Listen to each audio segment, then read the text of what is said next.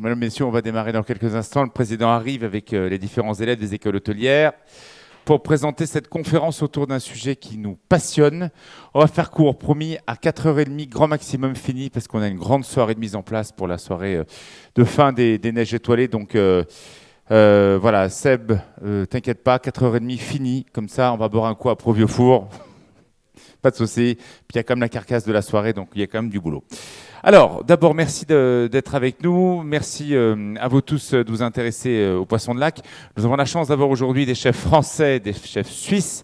Chef, donc, Johan Comte, président de cette 8e édition, est en train d'arriver, tout comme Lionel Rodriguez, qui est chef du Palace des Trois Couronnes à Vevey. On va voir justement comment il travaille le poisson de part et d'autre. Merci également, évidemment, à Sébastien Trinquart et ton père qui a gagné hier le prix de la quenelle. Ça, c'était comme pas mal, quenelle de Brochet. Bravo Sébastien, c'était une très belle quenelle. On n'y croyait pas trop au début, hein, mais elle était vraiment très bonne. Merci également aussi à la famille Autain de nous recevoir. On a fait une bonne journée avec vous, c'était un grand moment. Et on va tous dire aujourd'hui autour du poisson. C'est vrai que toute cette idée est née d'un moment qu'on a vécu avec Serge Coste l'an dernier. Effectivement, est-ce que c'est une magie ou pas? Mais à un moment, on nous a dit qu'au mois de 15 août, 20 août de l'an dernier, moins 25% de possibilités de poissons dans le lac Léman. Tous nos confrères sont allés évidemment dans ces sujets, tous nos confrères des journalistes et locaux, télévision, radio et évidemment print. Alors, Éric Jacquier, pêcheur. D'abord, ce buzz de l'an dernier, c'était un buzz ou ça fait plusieurs années qu'on a une problématique de ressources? Oui, c'est vrai. C'est vrai qu'il faut vraiment qu'on finisse à 4h30 si on aborde ce sujet-là. Ben, je vais faire vite alors. Eh ben, c'était pas un buzz, c'était vraiment une réalité. Par contre, il est vrai qu'au niveau des choses que j'ai entendues, ça a fait très très fort. Voilà. On a entendu des vertes et des pas mûres, on se serait cru carrément sur Twitter à écouter des conneries à longueur de journée. Il faut bien comprendre une chose, c'est que les poissons, il y a une vingtaine d'espèces dans le lac Léman et que toutes ces espèces-là jouent entre elles. Et jouent entre elles, eh ben, le brochet mange le gardon, le gardon mange les algues nourrissent la ferra. La ferra, quand elle est petite, nourrit les perches et les œufs de ferra de tous ces poissons-là nourrissent les lottes. Et il faut comprendre une chose, c'est que les fluctuations du poisson ne sont pas à échelle humaine. C'est-à-dire qu'entre deux pics de production, il peut s'écouler 25 ans. Donc tu as une latence qui fait que ce n'est pas forcément d'une année sur l'autre. Ah, c'est jamais d'une année sur l'autre. On peut avoir au maximum... Ça fait que 33 ans que je suis pêcheur, mais ma famille est installée depuis près de 400 ans. Donc mon grand-père, qui avait 60 années de pêche, m'a transmis quand même pas mal de choses de manière totalement orale. Il n'y a rien d'écrit. Mais je peux vous garantir que, grosso modo, quand vous avez 3 années de pêche importante, la 4e année, vous n'avez plus de poissons. Et ce, que vous preniez ou que vous ne preniez pas de poissons. C'est-à-dire que les générations de poissons vivent 3 ans et après, c'est la catastrophe. Et on a vu ça 2 fois. Est-ce que ça veut dire finalement que cette catastrophe était entre guillemets prévisible? Parce que forcément, comme tu as une analyse qui va sur des années, on pourrait imaginer que l'été 2019-20, on aurait cette problématique-là. Ça aurait pu être prévisible. Ben, je vais passer dès le démarrage. Voilà, on va parler de la ferra, puisque ça a été le gros problème. Hein. Les autres espèces se sont bien portées cette année. Il n'y a eu qu'un seul problème, c'est au niveau de la ferra. La ferra a été pêchée pendant des années par les pêcheurs professionnels du Léman. Et puis, au début du XXe siècle, la ferra originelle du lac a disparu. Alors, on ne sait pas pourquoi elle a disparu. Certains disent qu'il y a eu surpêche, d'autres pas surpêche. Pour moi, il y a eu certainement un virus et ça a nettoyé l'espèce. Donc, on a été chercher des palais sur le lac de Neuchâtel, on les a réintroduits et elles se sont bien adaptées sur le lac Léman.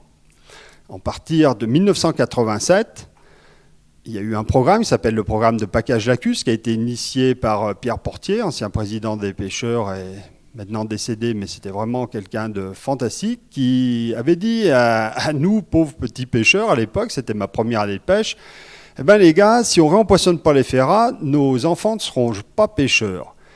Et l'homme avait vu juste. En 87, grâce à l'INRAC, grâce aux gardes-pêche, grâce aux pêcheurs amateurs et aux professionnels, on s'est tous mis ensemble, on a commencé à rempoissonner le lac à hauteur de 50 millions d'alevins qu'on reposait toutes les années à partir du mois de mars-avril dans le lac, et ce sur 5-6 mois. Et à partir de ces 1987, on a vu une FERA devenir fréquente et courante. Et ça a été de mieux en mieux jusqu'en 2012 où ça a été vraiment l'apothéose. On n'avait jamais vu ça. Et pourquoi autant de FERA en 2012 ? C'était, une bonne gestion au niveau reproduction, et de deux, de temps en temps, toutes les planètes sont alignées. Et il faut croire qu'il faut 3 ans pour avoir une FERA dans la pêche. Il faut croire que, on va dire en 2009, il y a eu un frais exceptionnel. En 2010, il y a eu un frais exceptionnel aussi. En 2011, pareil. Et on a eu des FERA 2012, 2013, 2014. 2012 étant le point culminant. Et pour la première fois de ma vie, en 2012, j'ai vu des FERA malades. Ça n'existe pas. Vous trouvez... Une malade, ça ressemble à quoi ? Elles ont des points rouges, elles ont une marque qui est inhabituelle. Et ça n'existe pas. Ça existe chez quasiment tous les autres poissons. Vous avez les gardons, une fois qu'ils ont fini de pondre, vous avez les truites. Pareil, les perches, on voit aussi des épidémies assez fréquentes qui déciment le milieu. Et la FERA, non, elle était indemne jusqu'alors. Et là, il y avait tellement de FERA, on a vu à peu près 1% de FERA malades. Donc on n'a pas mis en production, bien sûr, vous voyez ça, vous ne les mettez pas. Voilà notre président Johan Comte qui arrive. Ouais. Ils ont un grand rythme. Ouais. Voilà, également je vous présente Patrice Vander, le chef du Royal. Tu viens d'Annecy, non ? Restaurant Les Fresques. Jean-Bernard Verjus qui est chef à Chambéry et qui est également pêcheur, donc on aimerait avoir son avis. Bonjour. Vincent Millet qui est chef donc à Verrier-du-Lac, à la Fondation Alain Mérieux, c'est le restaurant Les Foncières. Et Jean-François Vasseur qui est chef au restaurant le Givaïl, donc dans le pays de l'Ain. Je remercie également Guillaume Pujac qui est avec nous, qui connaît le métier et qui peut aussi réagir quand il le souhaite. Donc on en était à 2012, une année exceptionnelle, de la FERA partout, Oui. et une apparition de FERA malade, en tout cas sur certaines espèces.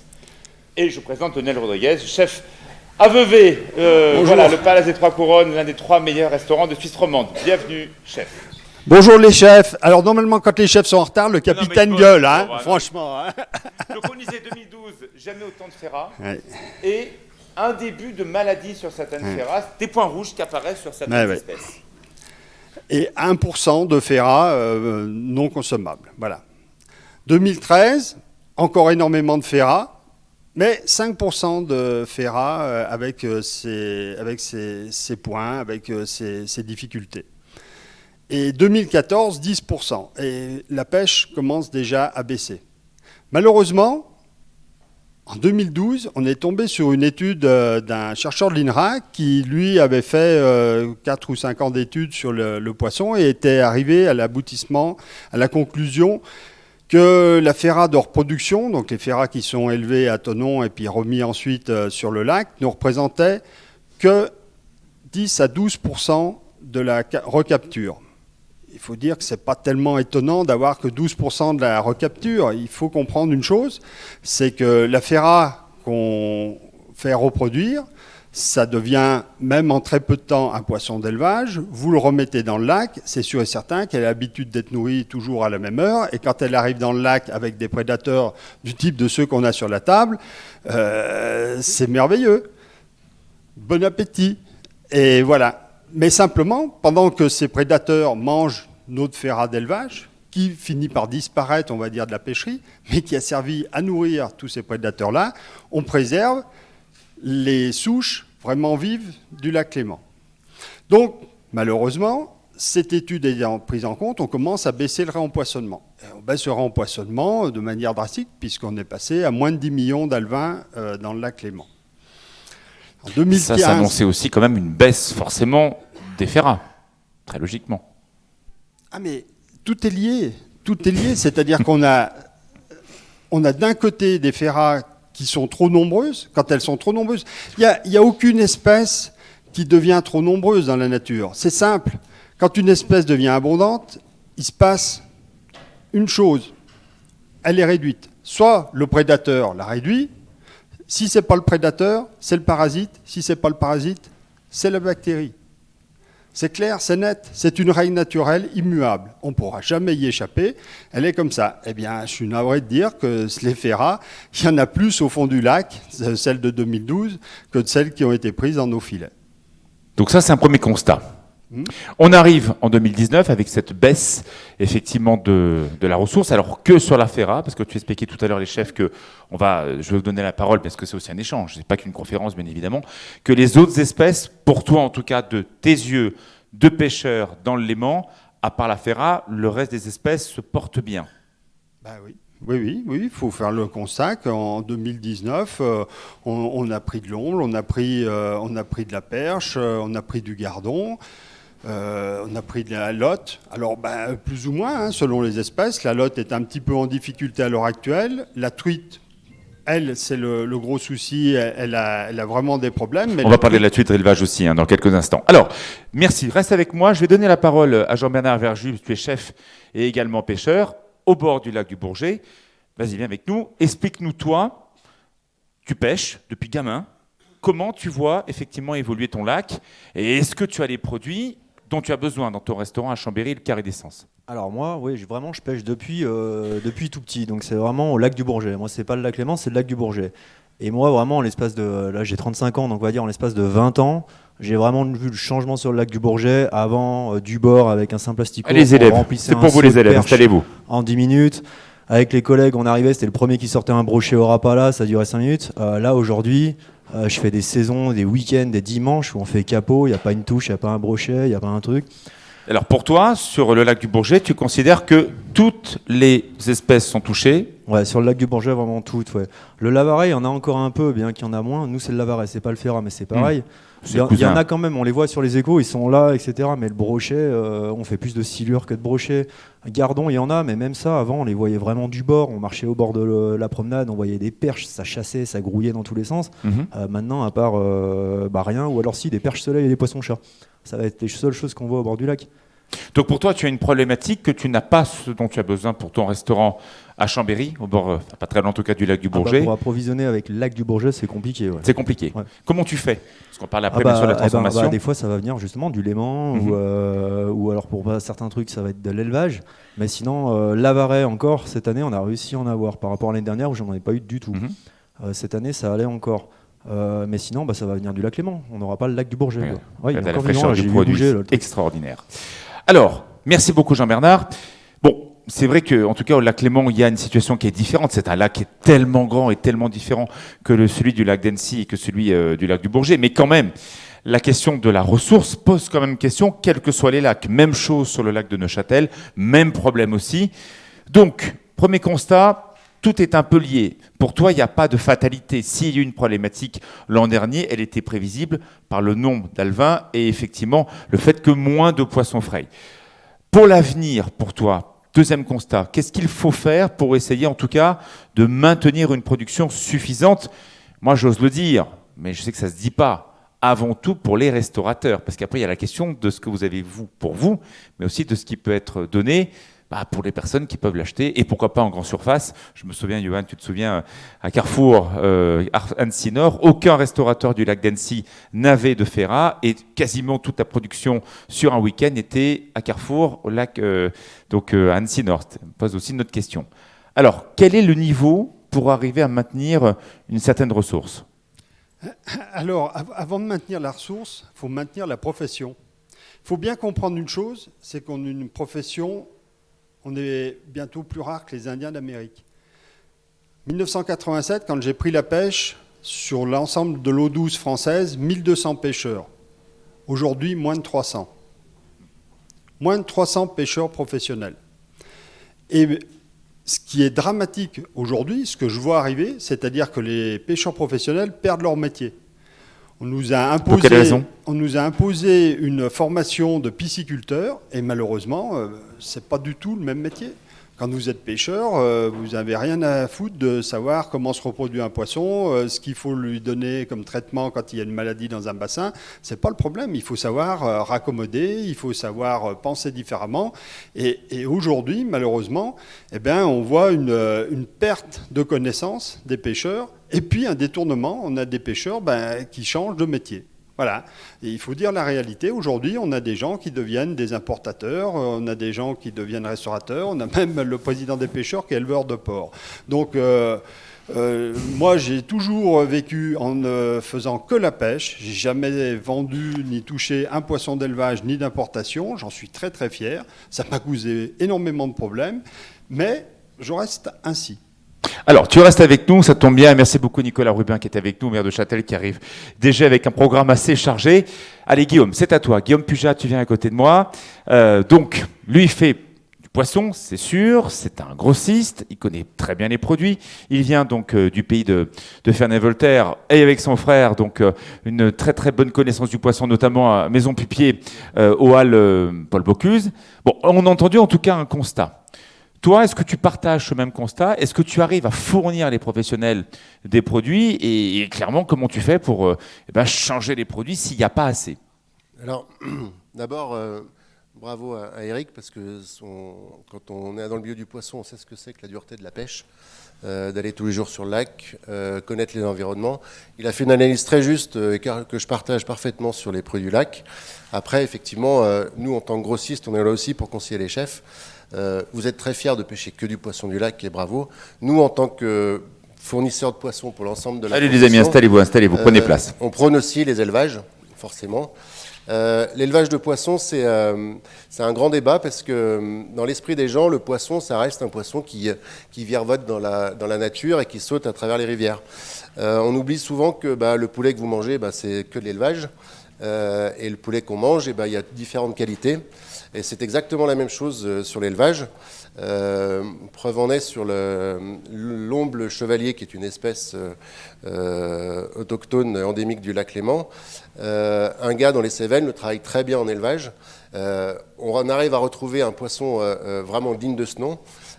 Ça permet justement parfois d'atténuer l'effort de pêche qui peut être fait sur le lac et de fournir en matières premières nobles et de qualité. C'est un complément pour toi? Ah oui, c'est un vrai complément. Un complément. Ouais, alors, très clairement. Ouais. Alors, reste avec moi parce que j'aimerais, évidemment, Johan Kuhn va me rejoindre à ce moment-là aussi, vient président. Car on a fait le congrès avec le chef de l'Élysée, Guillaume Gomez, il y a quelques jours à Annecy, à l'Impérial, et avec Michel Roth. Et on s'est posé la question, est-ce que l'élevage était une possibilité? Et on s'est rendu compte que certains éleveurs dans le Jura élevaient des truites magnifiques. On va parler des truites, c'est un cas particulier. Et j'ai appris ce que je ne savais pas, donc les étudiants, écoutez bien parce que ça nous faisait un peu poser de questions, que certaines truites étaient élevées avec du sang de porc. Donc il y aurait du cochon dans des truites. Alors c'est pas du faux, on est allé vérifier. Et même, un m'a dit, quand tu ouvres une truite aujourd'hui, si tu l'ouvres comme ça devant toi, ça sent le pâté, ça sent le canigou. Désolé, c'est pas très agréable à écouter comme ça, mais c'est une réalité. Certaines truites sont élevées avec des produits que la truite ne mange pas. Est-ce que tu confirmes, Guillaume? Oui, je confirme, oui, tout à fait. Il n'y a pas d'ailleurs que du sang de porc, hein. Il y a aussi beaucoup de protéines végétales. Hein. On retrouve beaucoup de protéines végétales dans les élevages de poissons. Après, c'est encore une fois, dans l'élevage, il y a le tout venant qui va surtout servir pour la grande distrib. Les truites qu'on retrouve en grande distribution, ils ont besoin de volume, donc on leur produit ce qu'il faut. On parle de cet élevage dans le Jura, la Maison Petit. On a la chance dans notre région d'avoir une pisciculture absolument extraordinaire. Moi, j'ai eu la chance de voyager beaucoup à droite et gauche. Pourquoi mieux qu'ailleurs? Parce que Manu, c'est le pendant d'Eric au niveau de l'élevage. Il est passionné par ce qu'il fait. Et d'ailleurs, il ne met pas de viande de porc, il prend des petits insectes. Ouais. Ça lui coûte, il m'a dit, à la tonne, plus de 2,5 fois le prix de l'autre alimentation. Mais il y arrive en tout cas. Et il attache une importance capitale dans le Houdou, exactement. À l'environnement dans lequel il évolue, il fait grossir ses truites, ce qui est un facteur essentiel quand on fait de l'élevage. La même chose pour celui qui fait l'ombre dans les Cévennes, il a un écosystème juste fabuleux dans lequel l'ombre s'épanouit. Mais ce sont des gens formidables, mais ce n'est pas la majorité, parce qu'il y a aussi malheureusement ça. Et puis c'est des micro-volumes. Hein. Alors, Johan, président, merci d'être avec nous. On a vu votre belle vidéo tous les deux en ouverture de la cérémonie du Michelin. Un pêcheur et son chef, ou vice-versa. Toi, Johan, tu écoutes effectivement ce que nous dit Eric, tu nous écoutes ce que nous dit Guillaume. On apprend que dans certaines truites, il y a du sang de porc. Premier constat pour toi. Alors tout d'abord, moi je connais Eric depuis très longtemps, j'apprends énormément avec lui, il m'apporte son savoir, j'ai mûri avec lui, et aujourd'hui j'ai montré la photo en premier lieu et j'accepte qu'il y a un besoin, j'accepte qu'on est bientôt 10 milliards sur Terre, mais je ne peux pas faire ça non seulement à Eric, parce qu'il y a un regard entre nous. Je connais la différence entre le poisson qu'on a mangé ce midi, qui est d'élevage, qui est peut-être de très bonne qualité, et je vois ce produit-là. La première chose que j'ai fait, c'est que j'ai pris l'omble en photo et je l'ai montré à mes camarades. Il n'y a rien à voir. Dans son cuir qu'on a pu voir... Pourtant, ça s'appelle pareil. Alors c'est là le problème. Eric m'a appris une chose, c'est que pour faire 1 kilo de poisson d'élevage, il faut 10 kilos de poisson sauvage. Il y a quand même quelque chose là qui parle. 10 kilos. J'ai dit quoi ? Explique-nous. Ouais, ça, c'est Eric qui va Attends, dire. explique-nous ça. C'est tout simple. C'est la pêche minotière qui pille les océans. La pêche minotière, c'est la pêche qui sert à prendre des poissons d'espèces moins valorisées ou non valorisées et à la transformer en granulés pour des poissons d'élevage. Mais comme me disent mes collègues de mer, comment tu veux que nos poissons se portent bien ? Tout ce qui est poisson fourrage disparaît dans ces énormes chalutiers pélagiques. Voilà. Moi, je croirais en l'élevage, quand on sera capable de faire un élevage raisonné, quand on viendra prendre les déchets des filetages que l'on fait nous, et qu'on soit capable de nous donner aux ombres chevaliers des autres déchets de poissons, mais pas du sang de porc. Alors ça existe. Hein. Oui, Encore vas-y, Guillaume, sur des bien proche, échelles prends ton micro. assez Vas-y. moindres. Ouais. Parce que, encore, on parle des poissons d'eau douce, mais sur les poissons de mer, on a la même problématique, hein, parce qu'on élève du bar, on élève de la dorade, on élève du saumon surtout. Le saumon, c'est même une catastrophe dans certains coins de Norvège. Il y a des éleveurs qui ont intégré le fait que certes, ils faisaient du poisson d'élevage, mais leur objectif, c'était de reproduire dans un milieu confiné ce qui se passe dans la nature. Je parle en connaissance de cause. J'ai travaillé pendant 10 ans sur l'élevage de la crevette à Madagascar en bio. On a essuyé tous les plâtres sur la partie bio, justement. Et qu'est-ce qui importait ? C'était l'environnement, la densité de poissons qu'on mettait au mètre carré ou au mètre cube, et surtout l'aliment. L'aliment, c'était le point... C'est l'élément phare, bien évidemment. L'élément phare. Alors, Par vas-y, contre, là, vas-y. Et après, dire, je vais donner la parole à c'est notre qu'il y a chef suisse. un problème également, c'est que quand vous mangez à Ivoire, et ça Eric va pouvoir me l'expliquer mieux que moi, quand vous mangez à Ivoire et que vous êtes persuadé, comme me l'expliquait Eric, une famille qui peut venir avec 4 enfants, qui a déboursé une certaine somme d'argent en voiture et qui vient et qui croit manger de la perche du lac et qui peut soit venir d'une pêchiculture des Vosges, soit d'Estonie, soit du Nil, on doit pouvoir aujourd'hui, demain, signaler que c'est de l'omble, des Cévennes. Tout comme il y a eu avec la truffe de Chine, truffe de Bourgogne. On doit avoir aujourd'hui une traçabilité sur les produits. Maintenant, quand on voit, regarde, quand on je voit vois ce qu'a Ben pêché devant Eric, moi, ce qu'il regarde. ramène là, il y a suffisamment aujourd'hui. J'ai eu le courage, Eric ne le sait pas encore, j'ai bu ce qu'il m'a dit, ça m'a mis un certain temps, mais aujourd'hui je n'ai plus de carte. J'ai fait, là on a une semaine de retard, on ouvre le 26, j'ai créé une poissonnerie pour pouvoir dire à Eric, je te demande plus ce que tu peux me donner, c'est donne-moi ce que tu as et je vais l'exposer, on va travailler avec. J'ai enfin eu les couilles, excusez-moi l'expression, de me dire que s'il me livre ça, aujourd'hui je ne fais pas avec le brochet des quenelles, mais on le lève en Y et on fait des pavés. La boya, la perche, la lotte, ça y est, on a trouvé enfin pour satisfaire notre clientèle dite gastronomique, les gardons, ça y est, enfin on a notre catalogue et par rapport à ce qu'il y a, on le travaille et on l'offre à nos clients. Donc il faut apprendre à dire non aux clients. Non, en fait, ils s'assoient, on est restaurateur de qualité, ils mangent ce qu'on leur donne à manger, ce que c'était auparavant. Johan, t'es chef 2 étoiles, l'un des meilleurs chefs de France. Regarde, on a un restaurateur de Châtel. Viens. Ben, la famille Grillé, donc au fiacre. Ton frère me disait, vous avez sorti le Ferrat de la carte parce que clairement, vous n'arrivez pas à avoir la production et vous voulez pas prendre les clients pour des cons. Oui, maintenant on est passé à la truite d'élevage. Parce que y a plus de Ferrat et au lieu de dire non au client, on passe à autre chose et le client accepte. Après voilà, on prend un produit de qualité et le client est content à la fin, quoi qu'il en soit. Alors qu'est-ce que tu penses ça ? J'aimerais bien t'entendre Eric là-dessus parce que je comprends le restaurateur. Lui, il met sa tête dans le bio 2 fois par jour à 2 services. Et il ne peut pas, avec le risque de TripAdvisor, et en plus maintenant que c'est Michelin, Fourchette, c'est tout pareil, tu ne peux pas tromper les gens. Et lui, c'est drastique, on n'en prend plus. Non mais on ne demande pas de tromper les gens. C'est fini, voilà, c'est fini. Les caprices d'enfants gâtés, dire je veux 10 kilos d'onde, je veux 10 kilos, c'est terminé. N'espérez même plus, on est 10 milliards sur cette terre-là, n'espérez même plus, c'est terminé. Voilà, le message, il est clair, il est net. Et en plus, je suis suivi par une partie des chefs. Aujourd'hui, les gens me disent, tu m'envoies 10 kilos de poisson. Mais c'est le bonheur pour le pêcheur. J'envoie 10 kilos de poissons qui sont d'une qualité irréprochable, avec des espèces variées. Les cuisiniers, et pas que Johan a 2 étoiles, pas que Manu a 3 étoiles, mais des cuisiniers qui sont simplement dans un centre de village, des cuisiniers au centre d'Annecy, mettent le poisson d'Éric Jacquier, c'est tout. Et ils ont le plaisir de faire découvrir des poissons qui sont différents. 1 semaine, 2 semaines, ça va être une espèce. La 3e semaine, ce sera autre chose. Vous ne trompez pas le consommateur. Le consommateur, il a une qualité exceptionnelle et il connaît le producteur. Eh bien, les gens, aujourd'hui, ils reviennent exprès chez ces gens-là pour dire « Qu'est-ce qu'il a pêché aujourd'hui, Eric ?» Oui, ils viennent avec l'intérêt de venir voir le produit. Et c'est nouveau, c'est nouveau. Il ne faut pas imaginer. Il y a 5 ans en arrière, ça n'était pas le cas. Aujourd'hui, c'est le cas. Aujourd'hui, c'est un succès. Alors, je vous engage tous à remettre le métier à tisser sur le métier. Sur l'ouvrage. Ouais, sur l'ouvrage sur le métier à tisser. Comme tu veux. Et puis regarder les choses et se dire, mais c'est formidable, c'est une nouvelle vague qui arrive. Ratez pas la vague parce que vous allez vous faire étiaffer. Alors, d'autant plus qu'il y a... Attends, je finis. Vas-y, parce que l'histoire du poisson bio, là, ça me fait hérisser le poil. C'est-à-dire... J'ai eu en main... Quand j'étais président des pêcheurs, j'ai eu en main, au démarrage, le cahier des charges du poisson bio. Ce poisson que vous avez là devant vous, qui est pêché du matin, je ne peux pas l'appeler poisson bio. Ah non. C'est une aberration. Ah ben oui, non. Parce que je ne maîtrise pas l'alimentation. Alors le brochet, il a mangé toute sa vie des perches ou des gardons.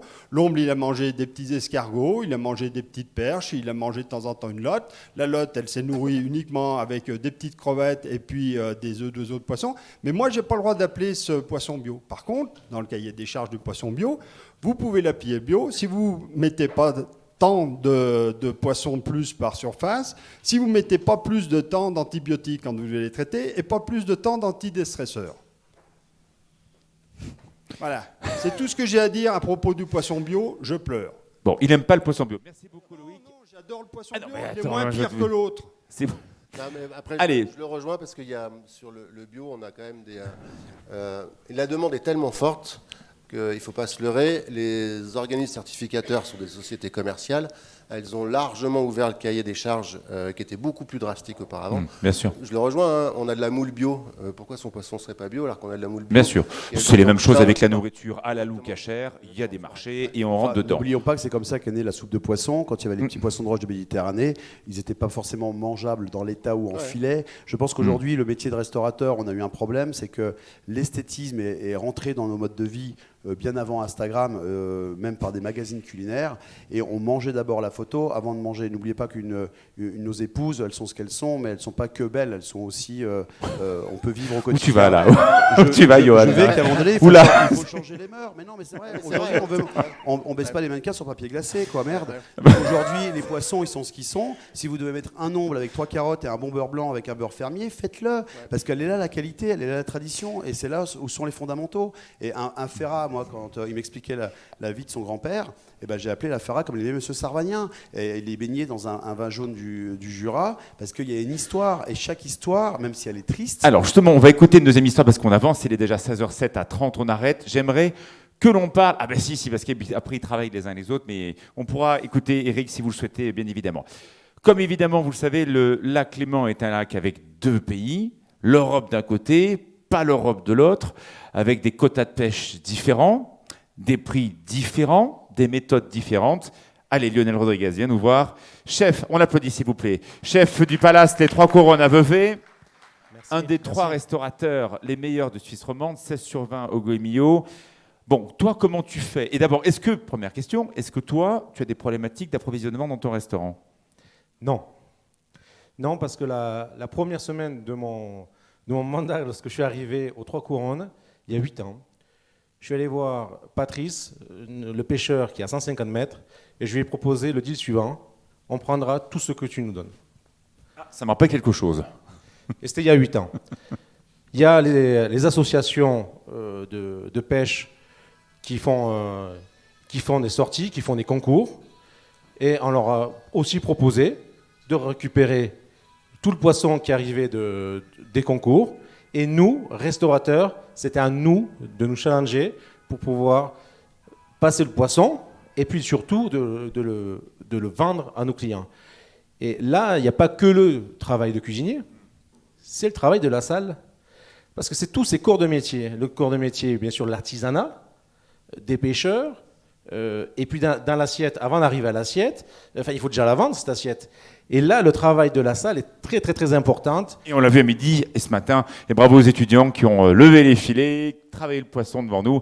Et ça, c'est pour ça qu'on a fait ce concours. Alors toi, en Suisse, un omble chevalier ou un poisson de lac de chez nous, à peu près 66 francs suisses, c'est ça grosso modo? Alors c'est le prix de vente qu'on a fixé pour un omble pour une personne, dans les environ 500 grammes, parce que la nature nous donne, on oscille là-dedans. On paye quand même 32 francs le prix 34 francs le prix au kilo sur l'omble. Sur les perches, on a un prix Attends, c'est intéressant. 34 francs, ils payent en Suisse la matière première, Guillaume. Ouais, c'est un gros prix. Ouais. C'est énorme. C'est énorme. Eric. Non mais attends, c'est intéressant quand même, écoutez. Non, mais c'est pas énorme, c'est le prix de l'omble chevalier. Tu veux pas comparer un omble chevalier qui n'a pas le droit de s'appeler omble chevalier, c'est-à-dire un omble d'élevage qui est noué avec des granulés. Et le restaurateur, il faut qu'il fasse sa marche quand même La production d'omble sur le lac Léman, c'est en moyenne 20 tonnes. Non mais ça j'entends, mais après le restaurateur, il faut qu'il fasse sa marge. Et le client, à 66 francs suisses, ça va parce que tu as un palace et un des 3 meilleurs chefs de Suisse romande.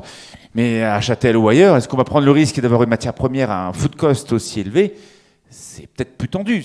Moi je ne juge pas, le produit le vaut certainement. Alors là aussi c'est une question de choix. Hein. C'est vrai qu'on sert ce plat-là qui est en croûte, c'est une croûte d'aromates qu'on a mis au point. Cette croûte d'aromates, on met de l'omble autant que ça peut être du loup ou de la dorade qui viennent directement donc, de Méditerranée avec le même principe que l'on applique pour le Léman sur la Méditerranée, sur les artisans qui nous livrent ce qu'ils ont, mais sur les autres poissons Je ne comprends pas. Ça veut dire que si tu n'as pas le poisson de lac, tu switches par un poisson de Méditerranée. Exactement. Au même prix. Exactement. Ok. Sauvage. Donc tu restes en sauvage, tu ne passes pas en élevage, tu changes juste de région. Et s'il n'y a pas, il n'y a pas. Et s'il n'y a pas, il n'y a pas. Eric, que tu en penses? C'est merveilleux. S'il n'y a pas, il n'y a pas. Il y a des tempêtes, tu ne vas pas à la pêche. Et pourtant, ça ne va pas avec le discours de slow food, le discours de circuit court, où tu te dis, à choisir entre prendre un poisson qui vient de 400 km ou prendre un produit d'élevage qui vient du Jura ou qui vient de pas très loin, on pourrait se poser la question. Certains... Ah mais si. Mais non, tu ne peux pas te poser la question, puisque le poisson que tu as dans le Jura, il est nourri avec la pêche minotière qui est à l'autre bout du monde. Pas mais, tous. Mais si. Pas tous. À 90%, c'est ça.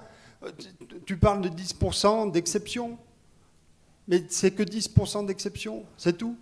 Guillaume. Mais je suis d'accord avec Eric. Après, on a toujours, je reviens moi, sur le sujet de l'élevage de volaille, c'est pareil. On a la même problématique sur la viande, on a la même problématique sur l'agriculture. On a forcément besoin pour produire une matière première d'une autre sur la partie animale. Après, toute une question de proportion et de qualité d'aliments, de la façon dont on va élever le poisson. Je rejoins Eric, plus on va pouvoir valoriser... Ça, il commence à s'énerver, Johan. Le message est clair, Eric l'a dit, il faut changer nos modes de fonctionnement. Là, on dit qu'il n'y a pas de poisson, mais n'oubliez pas qu'on a quand même des légumes, on a autre chose. Aujourd'hui, je vous invite, vous les chefs, à avoir un catalogue de recettes, comme tu dis. Et quand Eric ne nous envoie pas de... Moi, j'ai pas vu de truite l'année dernière, on n'a pas fait de truite. On a fait une recette avec un brochet qui est exceptionnel. Quand on en a, on le fait. Quand on n'en a pas, on le fait pas. On passe à autre chose. Il m'a invité et il m'a piqué à l'orgueil. Manu arrive à faire une recette avec ça. Pourquoi tu n'y arriverais pas? Parce que je luttais, parce que j'ai été un enfant pourri gâté, parce qu'on a eu ces années fastueuses de Ferrat et il n'y avait qu'à appeler et tu nous livrais. Aujourd'hui, c'est différent. J'ai ouvert cette poissonnerie qui ouvrira la semaine prochaine pour dialoguer avec le client, pour lui expliquer, pour lui donner des coups de main. On est tombé dans cette facilité avec cet omble qui était magnifique, mais il n'y a pas que ce poisson. Et on doit apprendre à travailler tous les poissons et à les valoriser. Et c'est notre rôle, que ce soit le petit chef, et quand tu parles du restaurateur de village qui est le Vinistro, fait du poisson, et les gens vont manger chez lui, et ils ne trichent pas. Alors, peut-être... Et il faut qu'on arrête, nous-mêmes, les chefs étoilés, et surtout les chefs étoilés, de tricher. quitte à pas être dans la direction du Michelin, mais c'est même pas le cas, puisque même aujourd'hui, ils mettent en avant la créativité des chefs à mettre le produit. Et j'ai arrêté la carte de telle façon à ce que je mets en exergue de ce que je reçois ou la nature me donne. Alors, s'il n'y a pas d'omble, Mais on n'est pas Ferrat, obligé de faire de la Ferrat. Aujourd'hui, je fais un plat de carottes qui est alors, parlons de la silure, par exemple. Et je fais, moi, Eric, ça c'est ton domaine, la silure, tu pourras en parler. Mais Est-ce qu'il néanmoins, faut apprenons se tourner aussi à vers mettre le légume en d'autres poissons exergue. plus invasifs. Non, Alors, attends, les légumes, moi je veux bien, mais c'était on une n'a pas de question viande que- locale, on n'a pas de viande Savoie Mont-Blanc. On prend de la viande qui vient du fin fond du monde. Ah non, t'as pas de poisson. C'est pas l'excès viande, de l'homme tu vas- qui fait ce qu'on fait Oui, mais aujourd'hui. tu vas servir quoi pour tes restaurants? Eh bien, mettons en place quelque chose. Soyons à l'origine, nous, la jeune génération, à un nouvel élevage de qualité. Hier, tu m'as présenté des gens formidables. Ils ont 15 vaches laitières. Ils font du vélage à telle période pour que tu puisses avoir du lait. Denis Ils Roja gardent- qui a ils gagné le gardent les concours veaux. là-haut, là. Il ne fait que, ce qui était de l'époque, que du lait d'abondance, enfin son fromage d'abondance, il le fait qu'avec son lait de production d'été. On a senti le goût tout de suite, ça a été effarant. Vous avez voté rien à à l'aveugle voir. pour ce fromage exceptionnel. Il est complètement dans le respect. Il ne met pas de croquettes à ses animaux, c'est que de l'herbe d'alpage. D'alpage. Pardon. Eh ben, ça s'est ressenti. Et il te dit, cette année, on a perdu un peu en lait parce que c'était sec, ça avait moins de gras, donc on était moins La bien. bête est moins grasse. Mais c'est ça, c'est la vie. Aujourd'hui, vous avez Alors- moins de cabillaud. Alors, Il y a la moins de silure. tout. Alors, attends, justement. D'autres poissons, tous les chefs qui sont là, les élèves d'école hôtelière, est-ce qu'il faut, Eric, commencer à pêcher et à travailler d'autres poissons, comme d'ailleurs à l'époque, la Ferrat n'avait pas forcément grande presse. L'Homme Chevalier a toujours été, et dans la cuisine de la Maison de Savoie, toujours très réputé. Mais quand même, tu me disais, Johan, il y a quelques années encore, la Ferrat, ce n'était pas non plus le poisson tel qu'on le vend aujourd'hui. En tout cas, dans l'image.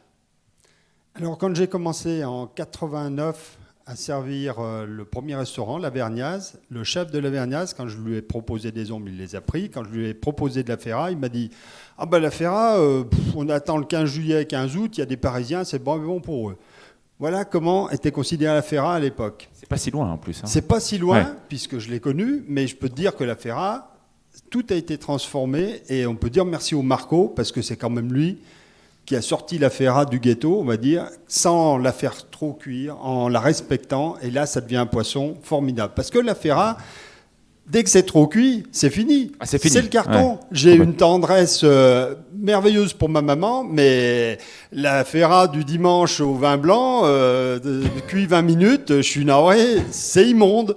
C'est pas un bon souvenir de jeunesse. Maintenant, je vais faire une aparté. On a entendu parler, monsieur du Bourget. Jean-Bernard Verjus. Jean-Bernard. Il faut parler des espèces invasives. On a un très, très Et gros est-ce qu'il faut les problème. cuisiner? Attends, on a un très gros problème sur les lacs alpins en ce moment. On est envahi de plusieurs espèces. On a eu l'invasion de l'écrevisse, mais là, c'est réglé. Pour une bonne et simple raison, c'est que le silure qui est arrivé, la première chose qu'il mange, c'est des écrevisses. Ouais. Et il gobe les écrevisses comme vous mangez des Smarties, c'est pareil. Et là, on a pire que tout. Il y a 18 mois, on a vu apparaître ça, Qu'est-ce que c'est? la moule quokka.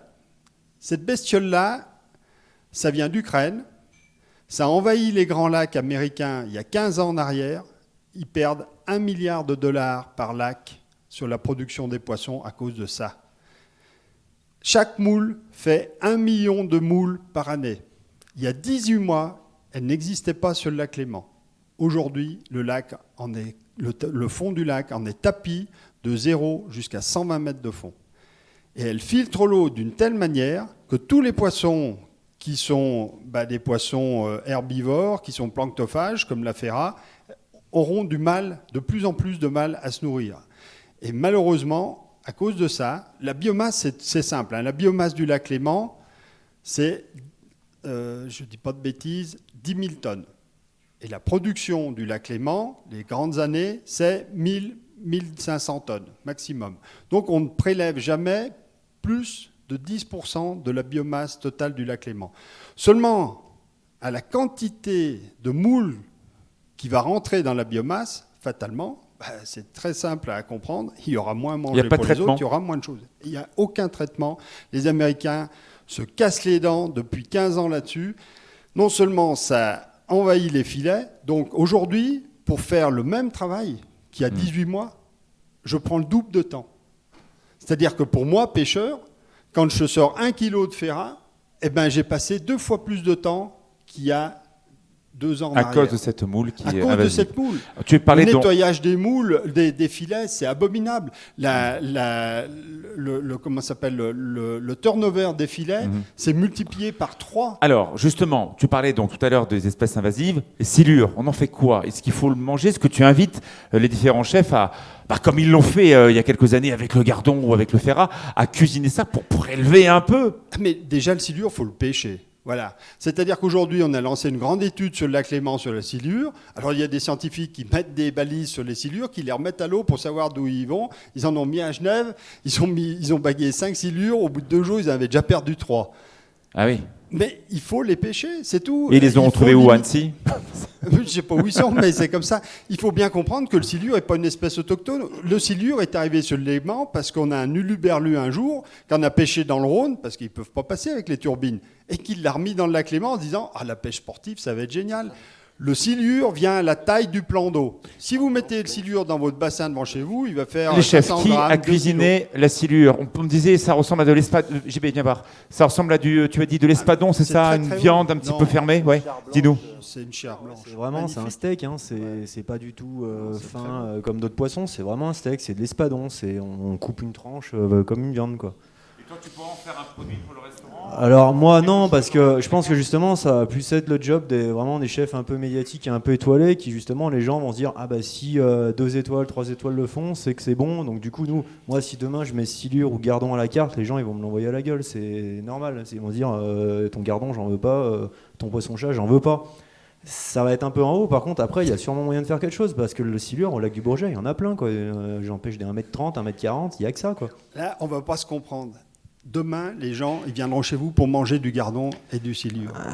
Oui, demain, ils viendront pour manger ça. Ils imaginent c'est le Non, truc non, au non, Vietnam ils où imaginent mangent de la rien merde. du tout. Aujourd'hui, vous leur bandez les yeux et vous verrez que ce que faudra pas vous marquer faites, c'est silure. formidable. Faudra leur Moi, faire le goûter, mais sans silure, le dire, alors, parce que- très honnêtement, le silure, j'en avais déjà goûté. J'en Ouais. avais déjà goûté chez des collègues et vous voyez disparaître les espèces. Quand le silure est apparu dans le Doubs, quand le silure est apparu dans la Loire, 50% des poissons ont disparu. Donc c'est automatique. Le silure arrive, il fait le vide autour de lui. Ah ouais, et mais ensuite, y a que ça. ça rééquilibre. Au bout de 4, 5 ans, 10 ans, ça rééquilibre et vous voyez de nouveau les espèces se rétablir. Mais à l'arrivée du silure, la première des choses, il se goinfre et il assure Ouais, sa on a des reproduction. études, alors ils les vident, ils les pêchent. Quand on les pêche, on peut leur donner. Ils étudient les estomacs. Bon, a priori, d'après les scientifiques, c'est pas mauvais pour le lac. Sauf qu'on pêche que ça, quoi. Donc moi, je pense que ouais, si à la base, la perche soleil, c'est une catastrophe. Hein. Ça bouffe tout. On pose un l'hameçon, Si, on en sans a. rien, c'est une catastrophe. Mais non, le silure, ouais, il y a quelque chose à faire, c'est sûr. Même le gardon, du moins en soi, c'est très bon. c'est Là, il y a pour quelque les chose règles, d'intéressant mais qui a été dit. À l'époque, on ne voulait pas de la ferra. On l'a mis en exergue, on a su la cuire, on l'a fumée, on a fait des choses. Les chefs étoilés l'ont mise en exergue. Tout le monde s'est mis à faire de la ferra. On est encore là. Aujourd'hui, c'est l'offre et la demande. Personne ne se bat pour avoir du pied de cochon ou du pied de veau. Il y a d'autres choses à Et tu dis manger que c'est ta avant. responsabilité de chef étoilé de À dire nous, aujourd'hui, d'être influenceur de la cuisine et de dire exactement, c'est à moi de le faire. et justement d'avoir de l'équité dans chaque produit. Si tout le monde se met à 10 milliards à manger ce qui s'est passé à un moment donné avec certaines espèces, elles disparaîtront. On l'explique. Là, moi, j'avais des coins de plantes sauvages. Et d'oxalis, Malheureusement, tu disais. aujourd'hui, oui, l'oxalis, parce que c'était facile à faire comprendre aux gens. Mais quand on montre à un chef, à 2 chefs, à 4, à 5, et puis qu'ils partent chez un tel, et qui disent, moi, je connais un coin, Ouais. j'ai vu, T'as plus rien moi, des magnifiques terrains qui s'appelaient, je l'appelais la Belle Excuse, et c'est la fontaine de la Belle Excuse, où il y a de la mousse qui a 100 ans, il y avait du lichen. J'y suis retourné la dernière fois avec des journalistes pour leur montrer l'endroit. Il a été dévasté. Saccagé. Parce qu'aujourd'hui, la mode du locavore, le mode de la plante sauvage qui a été faite par Marvera, qui a mis en exergue le savoir de notre région, qui était du pain béni, aujourd'hui on en a fait un objet marketing. On en a fait de l'excès. Et attention à tout ça, et c'est vrai que c'est un équilibre. Tu n'as pas Oui, parlé du phénomène de l'oiseau de malheur, du cormoran. Ça, il faut l'expliquer aussi. Alors Aujourd'hui, les explique-nous et politiques... après la parole à la salle parce qu'il y a des questions. Alors parle-nous du cormoran. Ah, ces jolis oiseaux piscivores. Je me rappelle avec un souvenir attendri, mon grand-père, j'avais une quinzaine d'années, et on a vu arriver le premier héron. Le premier héron sur le bord du lac. Un héron cendré. Il s'est pris à une de nos lignes et il s'est noyé. Oh mince, pauvre bête. Au bout de 2 ans, les hérons savaient nager. Ils s'adaptent. Et aujourd'hui, des hérons, vous en voyez tout le long de la Drance.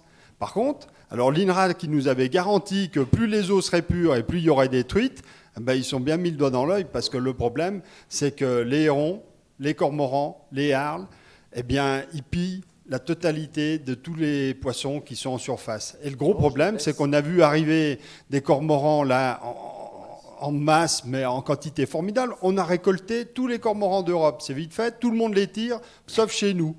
Alors, excuse-moi de recommencer ma question, mais ouais. Depuis ce que tu dis, et je comprends ce que tu dis, est-ce que l'élevage, d'une certaine façon, n'est pas un moyen de moins prélever et de permettre aux restaurateurs d'avoir autre chose? Parce que vous n'êtes pas les seuls, il y a les touristes, il y a les locaux qui ont quand même le droit aussi de manger du poisson de lac. On a bien évidemment, on l'a vu, les autres espèces qui tirent aussi les poissons. Est-ce qu'un peu d'élevage, pas fait n'importe comment, permettrait justement de réguler un peu mieux? Sinon, si on va tous dans le sauvage, comment on va faire, Eric? Attends, là, on est en train de parler du cormoran. Oui. Il faut comprendre que 6000 cormorans, c'est 500 grammes de poisson par jour et par tête de cormoran. 6000 cormorans sur le lac Léman, c'est 3 tonnes de poissons qui s'envolent chaque jour. Et tu veux faire quoi? Tu veux tirer en l'air les cormorans? Mais il y a un moment, la nature, c'est une question d'équilibre. Il y a un moment, les gens de la FRAPNA, quand ils défendent les oiseaux, mais il y a des limites. Il y a des limites. Je ne suis pas contre le cormoran, en aucun cas. Mais il y a un équilibre à trouver dans la nature. Si tu mets un prédateur et que tu ne mets pas ce qui va l'attaquer, comme je te l'ai dit tout à l'heure, de toute manière, à un moment ou à un autre, les cormorans, il y en aura tellement qui vont choper la ch'touille et que ça va tout crever. Il y a un équilibre. Ça l'a fait pour les ferrats, ça l'a fait pour les perches en 92, ça le fera pour toute autre espèce. Bien. Alors, tu restes avec nous, je vais vous donner le micro. Maintenant, on parle vous donnez des questions aussi. Tu m'as aussi. posé une question, je vais répondre. Je ne suis pas politique.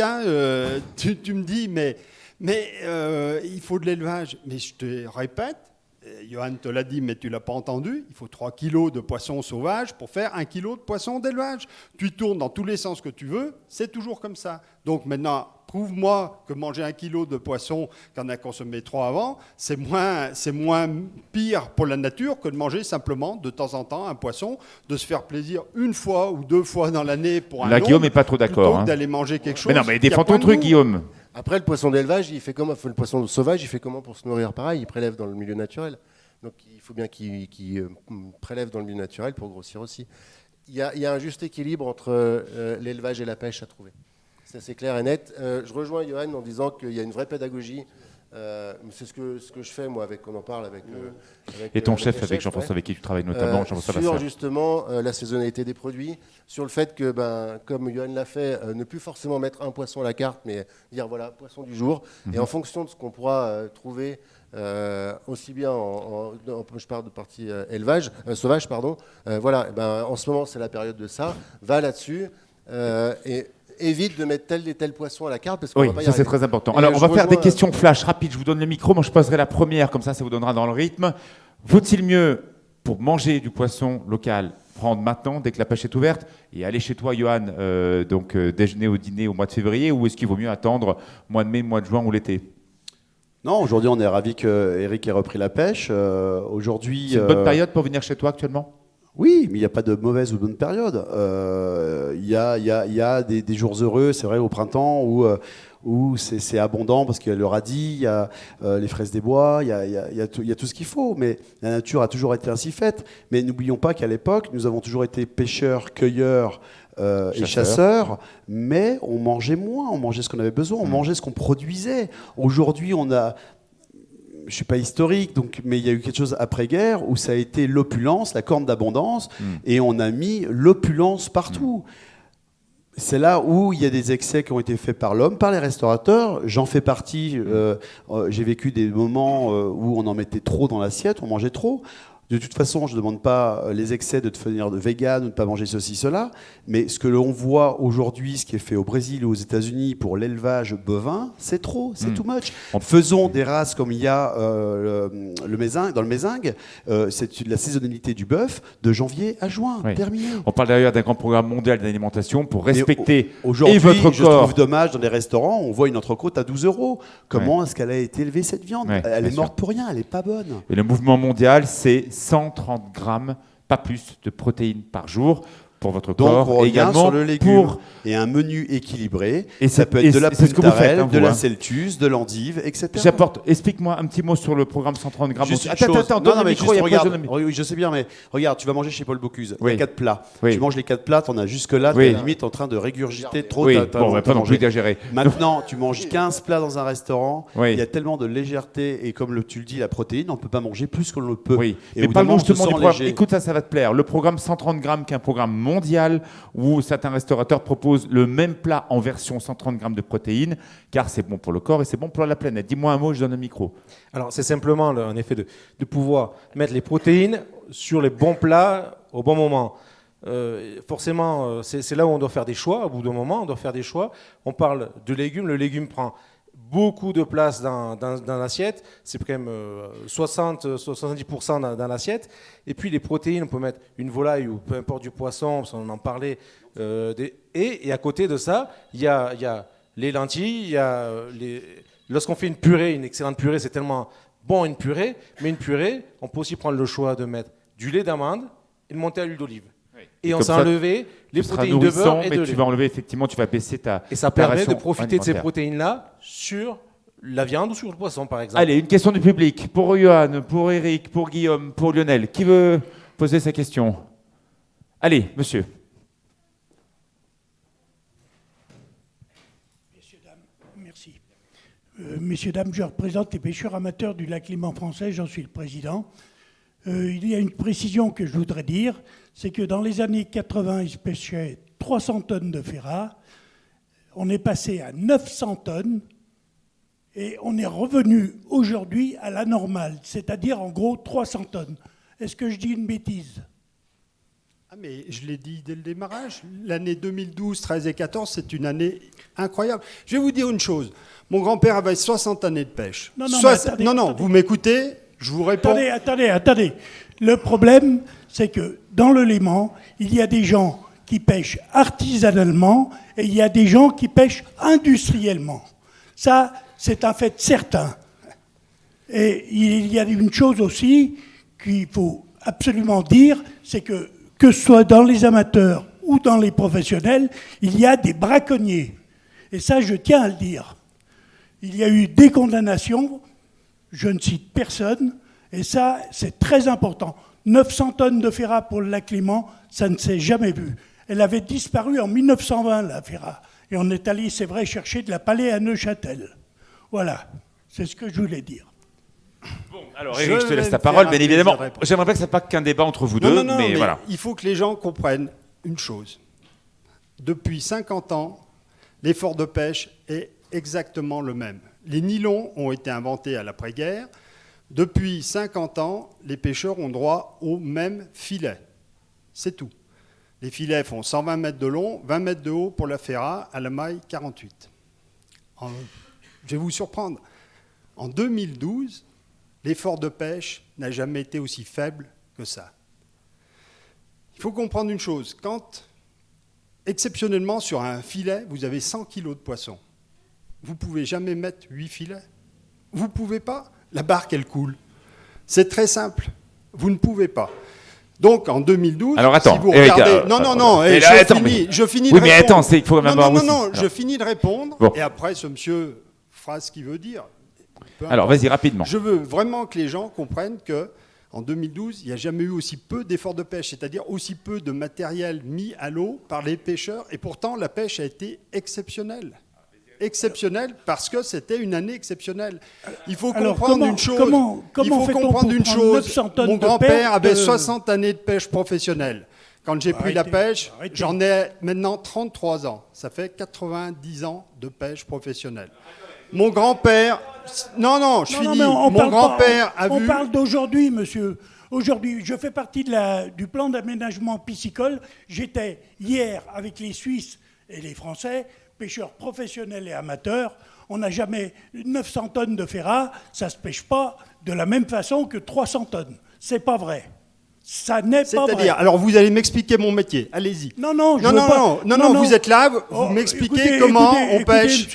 Non, mais vous m'expliquez comment on pêche. C'est très simple. Vous m'expliquez comment on pêche, ou alors moi je vous explique comment on pêche. Je fais partie de la commission juridique de Haute-Savoie. Mais vous pouvez faire partie de la commission que vous voulez. Alors, les pics sont les pics. Les problèmes, un filet avec 100 kilos de poisson ou un filet avec 10 kilos de poisson, c'est le même travail pour nous. Les amateurs ne prennent que 7% du poisson dans le lac. Mais vous prenez pas de FERA, monsieur. 7% du poisson total. Les professionnels prennent 93% du poisson. Les années de 2012 à 2015 ont été des années où les pêcheurs pêchaient 900 tonnes. Expliquez-moi comment vous faites pour pêcher 900 tonnes de FERA au lieu de 300 tonnes si vous ne pêchez pas plus. Alors, je vous rassure. Allez, je vous laisse répondre et après on termine. 2019, on en a pêché moins de 300 tonnes. Et 2020, on en pêchera plus de 300 tonnes. Ce que je vous explique, et ça vous allez peut-être le comprendre, c'est que de toute manière, l'effort de pêche, c'est le nombre de nuitées de pêche par le nombre de filets. Et celui-ci, il est identique tout le temps. Donc, on va passer après autre chose. Que vos filets soient pleins ou soient vides, c'est exactement pareil. En tout cas, ce qu'on retient, 93%, le chiffre semble en tout cas ne pas être contesté par Éric Jacquier, 93% de la ressource, tu ne l'as pas en tout cas contredit, plutôt par des pêcheurs dits professionnels et 7% par des pêcheurs, en tout cas amateurs, ce qui n'est pas très choquant. Je ne sais pas si ça paraît assez logique quand même. Bon, c'est pas... Voilà, oui, non mais ça paraît assez logique aussi. Il y a des gens qui en vivent, il y a des gens qui le font pour autre chose. Je sais que Jean-Bernard me regarde de travers, mais c'est assez logique quand même qu'il y ait quand même un équilibre. Et comme il est normal d'ailleurs que le poisson aille plutôt vers les professionnels et les restaurateurs professionnels que pour les personnes qui l'achètent en grande surface. Il faut quand même être un peu équilibré. C'est le même problème. C'est encore une fois, on laissait ces bateaux, les bateaux qui sont dans la Manche aujourd'hui, qui draguent et qui ramassent tout. C'est un massacre. La Bretagne aujourd'hui, c'est un désert. Oui. On le sait en Méditerranée également, qu'il y a des réserves qui ont été faites. Eric, tu as suggéré quelque chose. Avec les déchets, peut-être faire une pisciculture intérieure sauvage, de telle façon qu'il y a les ormeaux, de telle façon qu'il y a les huîtres, les boules. Et les ormeaux que vous cuisinez très bien, les chefs, alors qu'avant, personne n'achetait des ormeaux. Je pense à Michel Roth, effectivement, au président Wilson, qui fait des ormeaux magnifiques. On doit apporter et peut-être faire rentrer la connaissance dans nos cuisines, et c'est ce qui se passe pour les jeunes. Ouais. Mais les jeunes, c'est un pourcentage très faible qui vont dans le monde du travail. Donc tu leur dis aux jeunes, soyez curieux, allez vers d'autres types de consommation. Tu mets un kumbawa au rayon agrumes, tu vas acheter ce kumbawa, tu le coupes en deux, tu le mets à la centrifugeuse, tu le passes, il n'y a pas de jus. Et on va te dire, mais non, c'est pas comme ça que ça se mange. Ah bon, pardon, mais pourquoi ? Tu vois, aujourd'hui, en tout cas, tu dis qu'il faut être curieux. On est devenu le message très médiocre sur la Toyon. connaissance. On a apporté, on a un monde du travail aujourd'hui. Maman et papa travaillent à la maison. On rentre à 19h30. Qu'est-ce qu'on mange ? On ouvre une barquette. Aujourd'hui, ça a été prouvé par les Américains. Le sel nitrité qu'on met dans le jambon et la charcuterie provoque le cancer du sein. Ça sort aujourd'hui. Mais combien de tonnes on en a bouffé pour que le jambon soit rose ? Le jambon n'est pas rose. Bien sûr. Allez, Didier Galopin, une question. Est-ce qu'il ne faut pas une certaine forme de courage de la part des restaurateurs en général pour dire à un moment, écoutez, il n'y en a pas, c'est pas la saison, j'en fais pas, alors que votre voisin, via Instagram, les réseaux sociaux, en fin de compte, fait le même poisson, il s'en fout, c'est l'élevage, n'importe quoi, et les clients vont plutôt à côté plutôt que chez vous. Alors, un nageur en piscine olympique ne regarde jamais la ligne d'eau du voisin.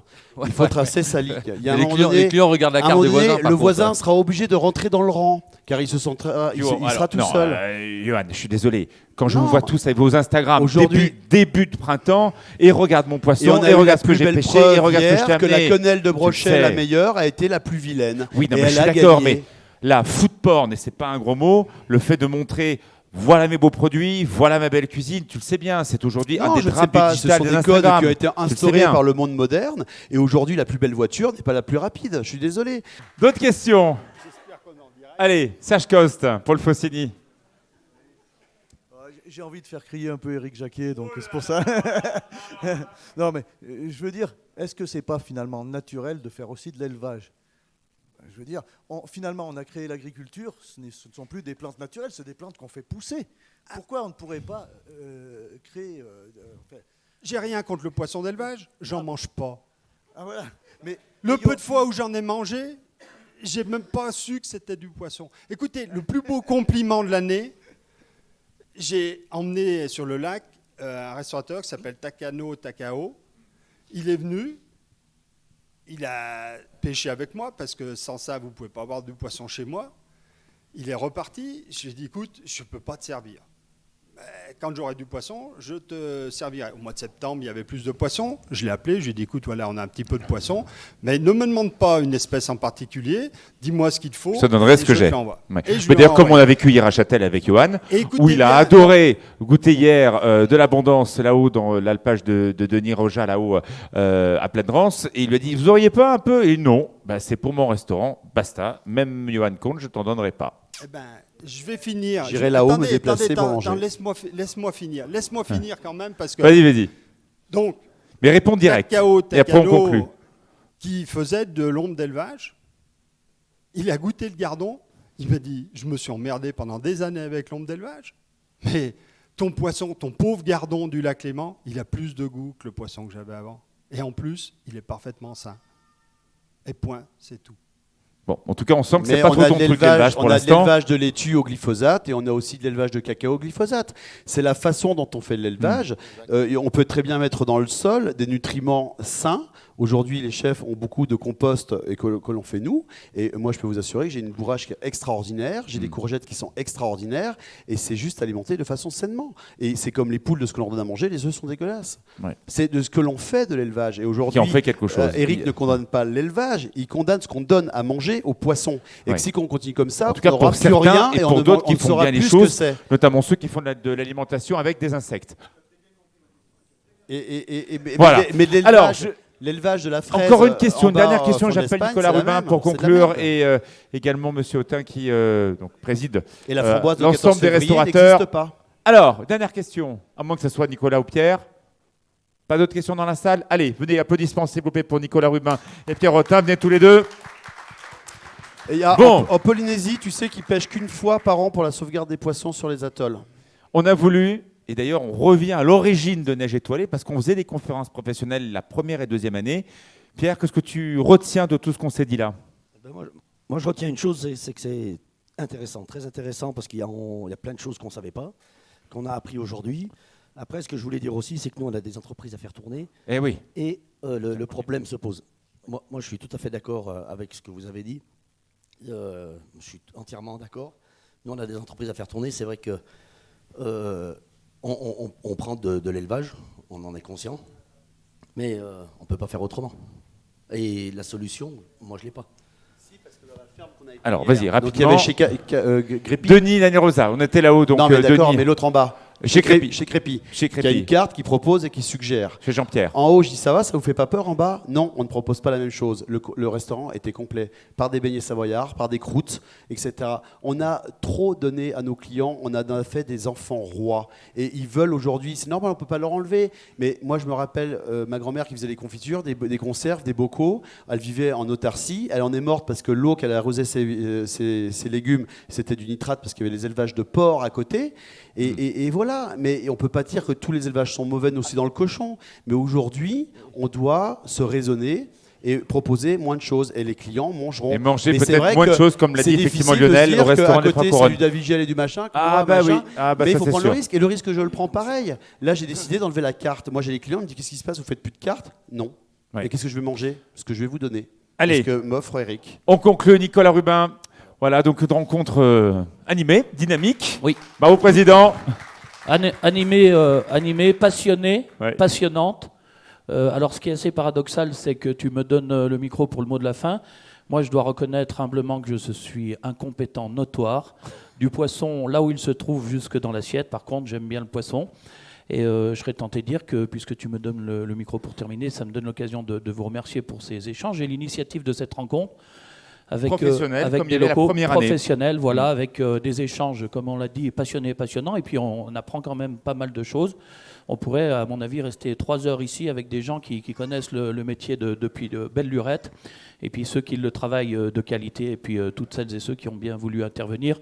Et que pour revenir à mon incompétence notoire, je dirais que pour clôturer cette séance, ce sera une sortie en queue de poisson. Voilà, merci beaucoup Nicolas Rubin. Vous êtes invité au Verre de l'Amitié. Tout à l'heure, Nicolas Rubin vous donnera la thématique de l'an prochain. Il y aura une rencontre aussi professionnelle qui sera, à mon avis, très animée. Mais j'en dis pas plus, vous le verrez tout à l'heure.